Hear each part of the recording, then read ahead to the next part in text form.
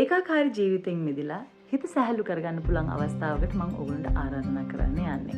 ඒ රොම්බ thanks වේදිකා නාට්‍යයට.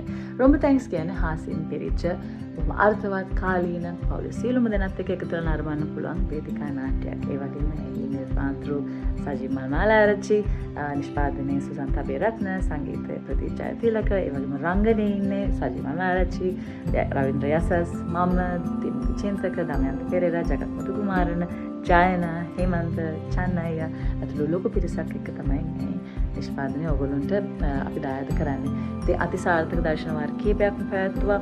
ඔන්න අපි ඊළඟට එන්නේ මොනරාගල පුස්තකාල ශ්‍රවණාගාරයට. මාර්තු 5 වෙනිදා සවස් 3:30 6:30 තමයි ෂෝස් පැවැත්වෙන්නේ. ඒ වගේම සංවිධායක මඩුල්ට බෙහෙම ස්තුතිවන්ත වෙනවා. මෙවර පාසල් දල්දරියන්ට රුපියල් 500ක ටිකට් එකක් සූදානම් කරලා තියෙනවා. ඉතින් එන්න රොම්බ තැන්ක්ස් කියන වේදිකා නාට්‍ය නරඹලා අපිත් එක්ක රසවත් මොහොතක් ගත කරන්න පුළුවන් විශේෂ දවසක්. මාර්තු 5 වෙනිදා මොන ගැහෙමු.